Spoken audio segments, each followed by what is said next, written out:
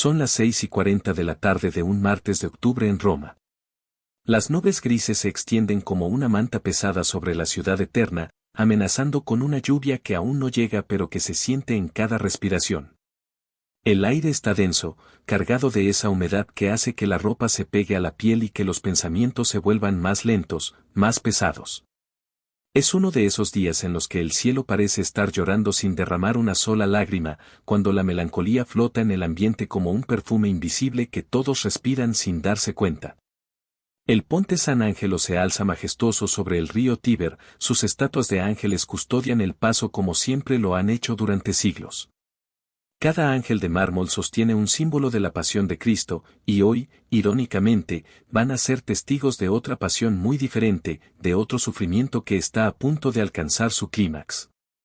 Las piedras antiguas del puente han visto pasar emperadores y plebeyos, santos y pecadores, pero pocas veces han presenciado un momento tan cargado de significado como el que está por desarrollarse.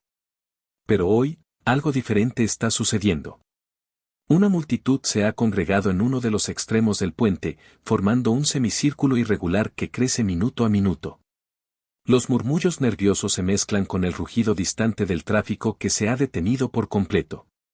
Los conductores abandonan sus autos para acercarse, los turistas guardan sus cámaras instintivamente sabiendo que lo que están presenciando no debe ser espectáculo sino respeto.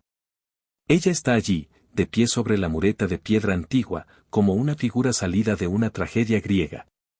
Una joven de no más de 25 años, aunque su rostro muestra la fatiga de alguien que ha vivido décadas de dolor condensadas en pocos años. Su cabello oscuro ondea suavemente por la brisa que viene del río, y hay algo en la forma en que se mueve que habla de una danza lenta con la muerte, una coreografía silenciosa que ha estado ensayando durante meses. Sus pies descalzos se aferran al borde con una determinación que hiela la sangre de quienes la observan. No hay prisa en sus movimientos, no hay la desesperación histérica que uno podría esperar. Hay algo más inquietante, una calma mortal, una resolución que se ha cristalizado después de incontables noches de insomnio y días de vacío. Sus uñas están mordidas hasta sangrar, sus manos temblorosas aferran un papel arrugado que el viento amenaza con arrebatarle. Sus ojos, fijos en las aguas turbias que corren metros abajo, reflejan un vacío tan profundo que parece absorber toda la luz del atardecer. No es solo tristeza lo que se ve en esa mirada, es la ausencia completa de esperanza, como si hubiera explorado cada rincón de su alma buscando una razón para seguir y no hubiera encontrado nada. Es la mirada de alguien que ha hecho cálculos fríos sobre el valor de su propia existencia y ha llegado a la conclusión de que la ecuación no balance favorablemente. La desesperación que emana de su figura es palpable, física. Se siente en el aire como una corriente eléctrica invisible que hace que los transeúntes detengan sus pasos y susurren plegarias silenciosas. Los más sensibles entre la multitud sienten náuseas, como si el dolor de ella fuera contagioso, como si su vacío amenazara con succionar también sus propias ganas de vivir. Una mujer mayor, con un rosario en las manos, llora abiertamente mientras repite avemarías en voz baja. Un hombre de traje, que probablemente venía de alguna reunión importante, intenta llamar a los servicios de emergencia con manos que tiemblan tanto que apenas puede marcar los números. Un grupo de estudiantes se abraza entre sí, sin saber qué hacer pero sintiéndose impotentes ante la magnitud del sufrimiento que tienen frente a ellos. Algunos sacan sus teléfonos, pero la mayoría los guarda inmediatamente, comprendiendo instintivamente que hay momentos que están más allá de la documentación, que hay tragedias que merecen respeto más que viralidad. Los pocos que mantienen sus cámaras lo hacen con manos temblorosas, como si fueran corresponsales de guerra documentando algo histórico y terrible. Un joven policía ha llegado corriendo, pero se detiene a cierta distancia. Su entrenamiento le dice que debe acercarse, establecer contacto, iniciar negociaciones. Pero algo en la postura de ella, en la quietud mortal de su resolución, le dice que cualquier movimiento brusco podría ser el empujón final. Habla por su radio pidiendo refuerzos especializados, un negociador, alguien que sepa manejar estas situaciones. Pero su voz se quiebra cuando da la descripción, una joven, aproximadamente 25 años, en posición de salto, estado mental aparentemente resuelto. El papel que ella sostiene es una carta. Una carta de despedida que ha reescrito 17 veces durante las últimas 2 semanas, buscando las palabras perfectas para explicar lo inexplicable. ¿Cómo se le dice al mundo que has decidido irte? ¿Cómo se justifica la rendición cuando otros han luchado contra dificultades peores y han sobrevivido? ¿Cómo se explica que el dolor se ha vuelto tan constante, tan familiar, que la idea de vivir sin él se siente más aterradora que la muerte misma? En esa carta, escribe sobre los pequeños momentos en que la esperanza se fue muriendo. No fue un evento dramático, no fue una pérdida súbita o una traición devastadora. Fue la erosión lenta y constante de las razones para seguir. Fue despertarse cada mañana con menos energía que el día anterior. Fue la sonrisa que se volvió más y más difícil de sostener hasta que finalmente se sintió como una máscara demasiado pesada para llevar. Escribe sobre los trabajos que perdió no por incompetencia sino por la imposibilidad de fingir entusiasmo por cosas que le parecían completamente irrelevantes.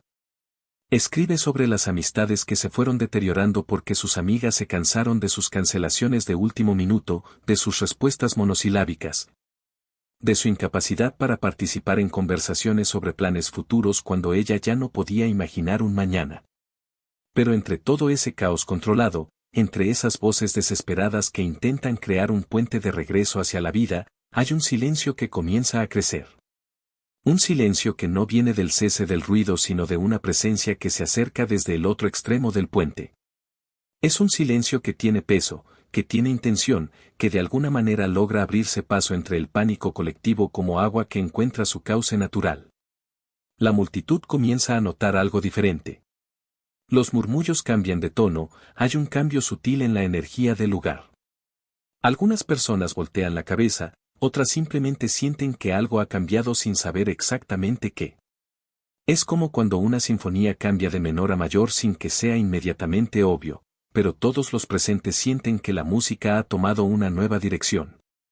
Él no era esperado allí.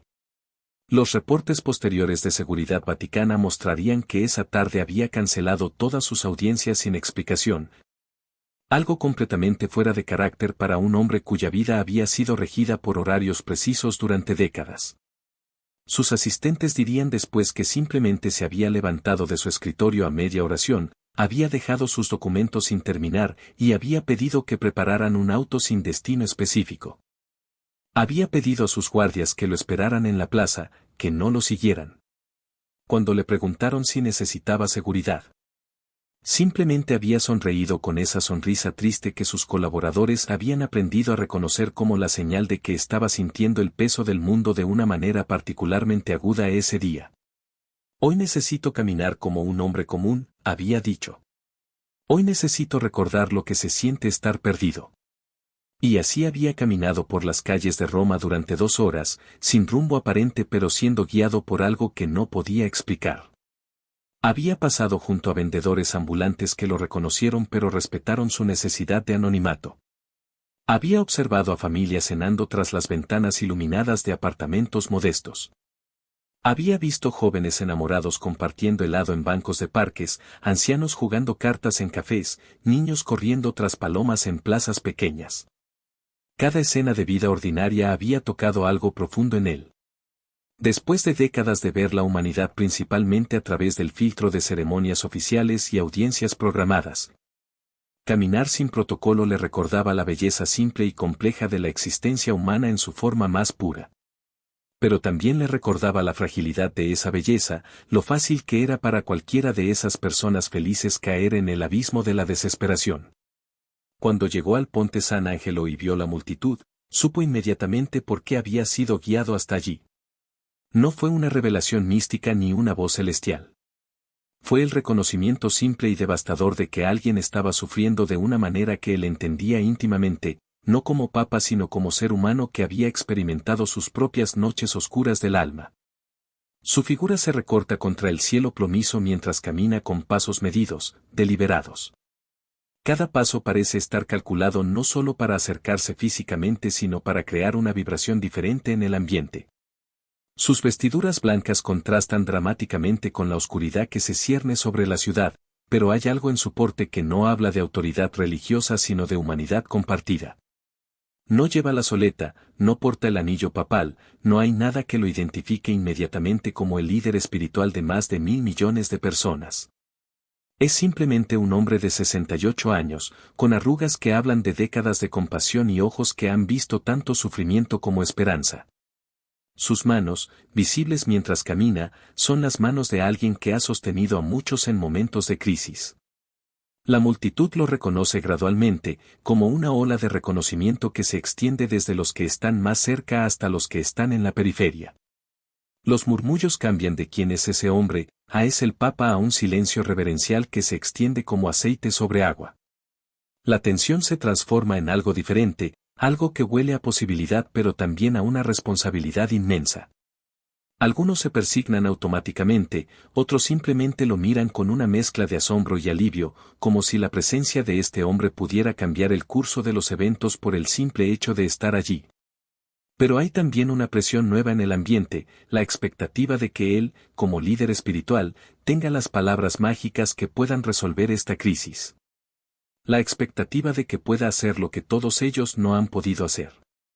El joven policía habla rápidamente por su radio: el Papa está aquí. Repito, su santidad está en el lugar. ¿Procedemos con el protocolo de seguridad? La respuesta es un silencio confundido, porque no existe protocolo para una situación como esta. ¿Cómo se protege a un papa que ha venido voluntariamente a un lugar de crisis? ¿Cómo se mantiene la seguridad sin interferir con lo que claramente es un momento que trasciende los procedimientos normales? Pero él no grita. No levanta la voz para competir con el viento o la ansiedad colectiva. No asume la postura de autoridad que todos esperan. En lugar de eso, se acerca lentamente, con las manos entrelazadas detrás de la espalda, como si fuera un abuelo acercándose a una nieta que ha tenido una pesadilla y necesita consuelo más que corrección. Su rostro no muestra urgencia, no refleja la desesperación que consume a todos los demás. No hay en él la tensión del héroe que viene a salvar el día. Hay algo más sutil y más poderoso: hay reconocimiento. El reconocimiento de alguien que ha estado en lugares oscuros del alma y sabe que no se sale de ellos con sermones o soluciones rápidas, sino con presencia auténtica. Hay algo en su calma que desarma, que hace que incluso los más nerviosos bajen la voz y contengan la respiración. Es como si su tranquilidad fuera contagiosa, como si su manera de habitar el espacio recordara a otros cómo respirar más profundamente, cómo existir en el momento presente sin la urgencia que los había estado consumiendo. El silencio de él habla primero. Es un silencio que abraza, que no juzga, que no presiona. Un silencio que dice que hay tiempo, que no hay prisa, que lo que sea que esté sintiendo ella es válido y merece ser honrado con paciencia. Es el silencio de alguien que ha aprendido que a veces la presencia silenciosa es más poderosa que cualquier palabra, por sabia que sea. Este silencio se extiende por el puente como una bendición invisible. Las personas que habían estado gritando palabras de aliento se callan, no por falta de ganas de ayudar sino porque sienten que algo más profundo está sucediendo, algo que requiere respeto más que participación activa. La joven, que hasta ese momento había mantenido su mirada fija en las aguas del Tíber como si estuviera hipnotizada por su movimiento, siente esa presencia antes de verla. Es algo físico, algo que cambia la densidad del aire a su alrededor. Hay algo en el ambiente que cambia, una vibración diferente que penetra a través de la niebla de desesperación que la ha envuelto durante meses. Cuando gira lentamente la cabeza hacia él, el movimiento es casi involuntario, como una planta que se inclina hacia la luz sin decisión consciente. Sus ojos se encuentran con los de él, y en ese momento, el mundo se reduce a esos dos seres humanos compartiendo un puente entre la vida y la muerte. Todo lo demás, la multitud, el tráfico detenido, las sirenas que se acercan, se desvanece hasta convertirse en un murmullo distante. En los ojos de él ve algo que no había visto en una cara humana durante más tiempo del que puede recordar, la ve a ella. No ve a una persona problemática que necesita ser arreglada, no ve a una víctima que necesita ser salvada, no ve a una estadística que necesita ser prevenida. La ve como un ser humano complejo, valioso, digno de ser conocido más allá de su crisis actual. No estoy aquí para detenerte, dice él finalmente, con una voz que es apenas un susurro pero que llega clara hasta cada persona en ese puente. Las palabras emergen no como un cálculo estratégico sino como una verdad simple que reconoce su derecho a estar donde está, sintiendo lo que siente. Estoy aquí para recordarte algo que olvidaste. Las palabras flotan en el aire cargado de humedad como hojas que caen suavemente. No hay predicación en su tono, no hay autoridad religiosa imponiendo una verdad desde arriba. No hay manipulación emocional ni súplica desesperada. Hay algo más profundo, más humano, hay reconocimiento absoluto de su humanidad y su derecho a tomar sus propias decisiones. Es una declaración revolucionaria en ese contexto. Toda la multitud, todos los protocolos de crisis, toda la maquinaria social de prevención del suicidio está orientada hacia detener, prevenir, disuadir. Pero él llega con una propuesta diferente, recordar. Como si el problema no fuera su decisión sino su olvido. Como si ella fuera perfectamente capaz de elegir la vida si pudiera recordar por qué vale la pena elegirla. Ella lo mira con ojos que han llorado tanto que ya no quedan lágrimas, pero que siguen llevando todo el peso del dolor que las produjo. Su cuerpo tiembla, no del frío sino de una fatiga tan profunda que parece venir desde el centro mismo de su ser. Es la fatiga de meses de luchar contra una corriente invisible, de remar contra una marea que la empuja constantemente hacia la desesperación. Por primera vez en meses, tal vez años, alguien no la está gritando que baje, que piense en su familia, que la vida es hermosa. Alguien no la está bombardeando con razones externas para vivir que se sienten huecas cuando se contrastan con el vacío interno que la consume. Alguien la está viendo realmente, viendo su dolor sin tratar de minimizarlo o arreglarlo con frases hechas. Nadie me ve, susurra ella, y su voz se quiebra como cristal frágil al tocar el aire. Nadie me espera en casa. Nadie notaría si desaparezco mañana por la mañana. Son las palabras que ha estado cargando como piedras en el pecho durante tanto tiempo que se han vuelto parte de su anatomía emocional. El peso de la invisibilidad social, de caminar por un mundo donde su presencia parece no registrarse en la conciencia de otros. Es la soledad moderna en su forma más pura, estar rodeada de millones de personas pero no sentir conexión genuina con ninguna de ellas. Ha dormido en refugios donde su nombre era solo un número en una lista, donde los trabajadores sociales bien intencionados la veían como un caso que procesar más que como una persona que conocer. Ha tocado puertas buscando trabajo donde su desesperación se leía como incompetencia, donde su honestidad sobre su situación se convertía en un obstáculo para ser empleada. Ha llamado a números de ayuda donde las voces amables del otro lado seguían scripts cuidadosamente diseñados que no podían adaptarse a la complejidad específica de su situación. Ha asistido a grupos de apoyo donde se esperaba que encontrara esperanza en las historias de éxito de otros, pero donde su propia historia parecía demasiado complicada, demasiado enredada para las soluciones que funcionaban para otros.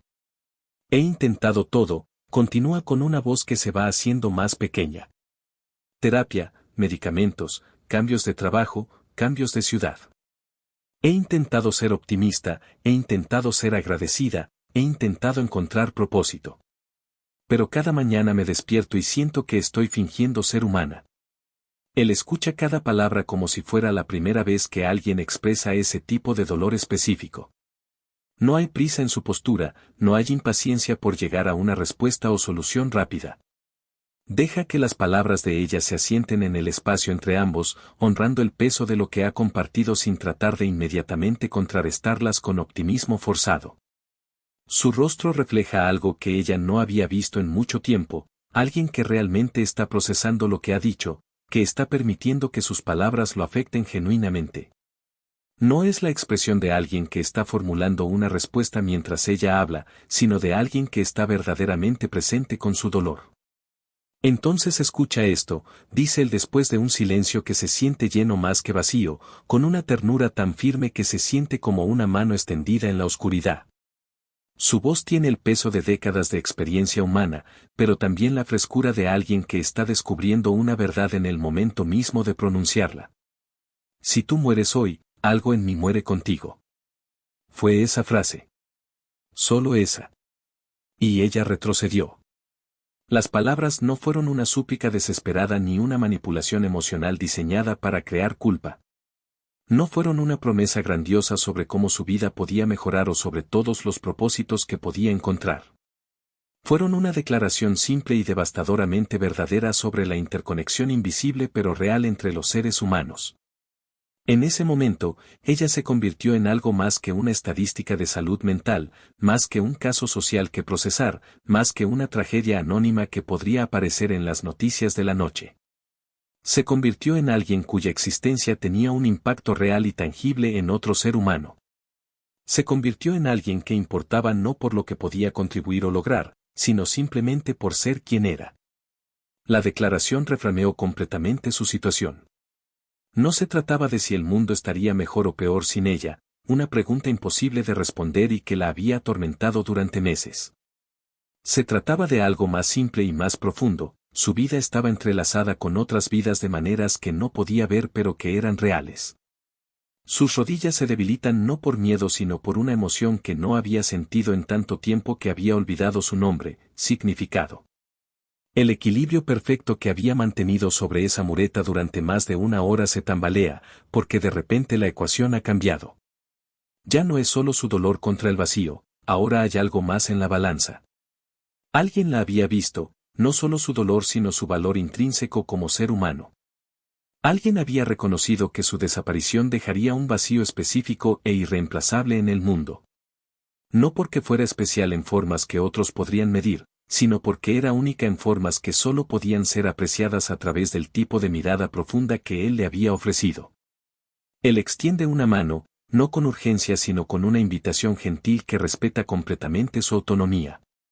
Es el gesto de alguien que está ofreciendo ayuda para bajar de un lugar alto, no salvándola de una muerte inminente con heroísmo dramático. Hay dignidad en ese gesto, respeto por su derecho a tomar sus propias decisiones incluso en ese momento crítico. La mano extendida no viene cargada de expectativas sobre lo que ella debe hacer después. No viene con condiciones sobre cómo debe sentirse o qué decisiones debe tomar sobre su futuro. Es simplemente una invitación a un momento diferente, a una posibilidad de experimentar la conexión humana auténtica que había estado buscando sin saber que la buscaba.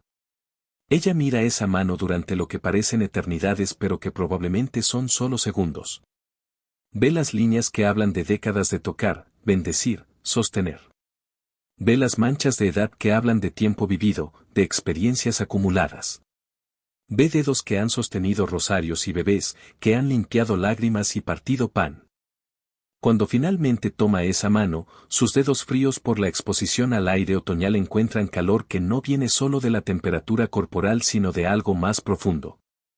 Es el calor de décadas de sostener manos temblorosas, de abrazar cuerpos quebrados, de ser refugio para quienes no tienen dónde ir. Es el calor de alguien que ha hecho de la conexión humana el trabajo de su vida. Cuando sus pies tocan el suelo del puente, sus piernas no la sostienen. Se desploman no de debilidad física sino de liberación emocional que ha estado contenida durante tanto tiempo que su cuerpo no sabe cómo procesarla. Años de dolor contenido, de lágrimas reprimidas, de gritos silenciados salen de ella en sollozos que la sacuden como terremotos internos. Él la sostiene, no con prisa por consolarla o detener su llanto sino con la paciencia de quien sabe que algunas heridas necesitan tiempo para sangrar antes de poder sanar.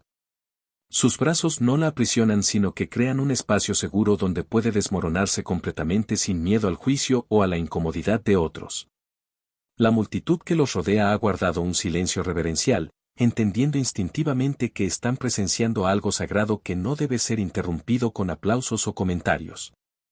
Algunos lloran silenciosamente, movidos no solo por el alivio de que la crisis inmediata haya pasado sino por el reconocimiento de su propia necesidad de ser vistos y valorados de la manera en que él la había visto a ella.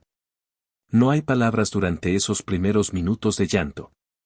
Solo el peso de un cuerpo que había decidido rendirse encontrando apoyo en brazos que no lo juzgan, que no esperan nada a cambio, que simplemente ofrecen presencia sólida en un momento de desintegración emocional. Es el tipo de abrazo que reconoce que a veces lo más importante que se le puede dar a alguien es permiso para sentir completamente lo que está sintiendo. El llanto que sale de ella no es solo por la crisis de esa tarde sino por meses de dolor acumulado, por todas las veces que había necesitado exactamente este tipo de sostén y no lo había encontrado. Es llanto por todas las noches que había llorado sola, por todas las veces que había sonreído cuando se sentía morir por dentro. Por todas las ocasiones en que había fingido estar bien para que otros se sintieran cómodos a su alrededor. Después de un tiempo que podría haber sido minutos u horas, el tiempo se había vuelto irrelevante en ese espacio de conexión auténtica, él la ayuda a sentarse en el suelo del puente. No le importa que sus vestiduras blancas se ensucien con el polvo y la humedad del pavimento romano. Se sienta junto a ella, no como una autoridad sino como un compañero de viaje que entiende lo que significa estar perdido.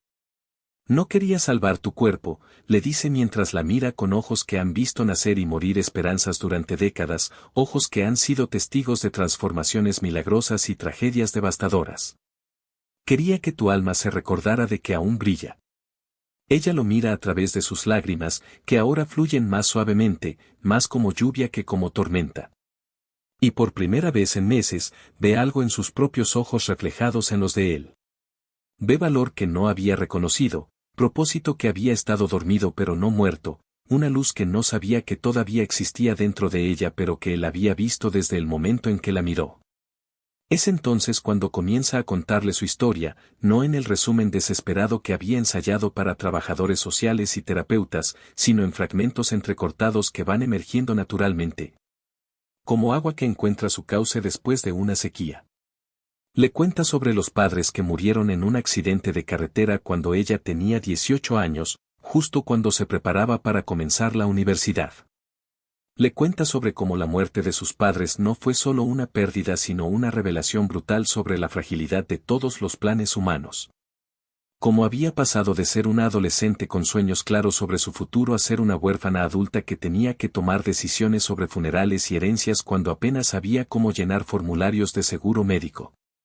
Le cuenta sobre los estudios universitarios que tuvo que abandonar no solo por falta de recursos sino porque no podía concentrarse en textos académicos cuando su mundo interno había colapsado.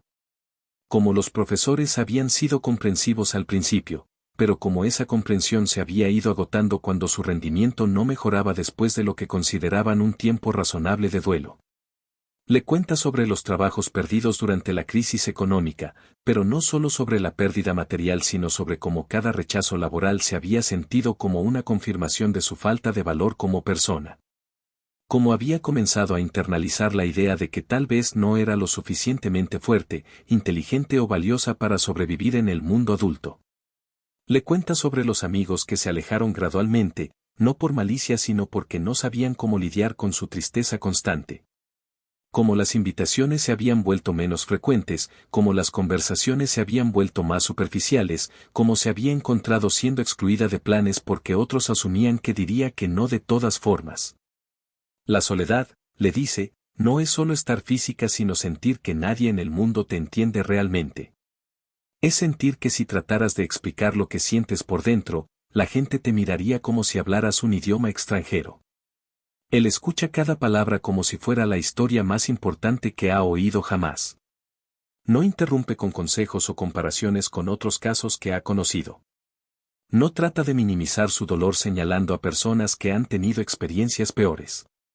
Solo escucha con una presencia tan completa que ella siente que sus palabras tienen peso, que su experiencia importa, que su historia merece ser conocida en toda su complejidad.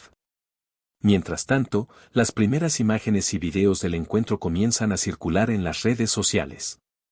Son fragmentos borrosos, tomados desde la distancia por teléfonos que temblaban en manos nerviosas.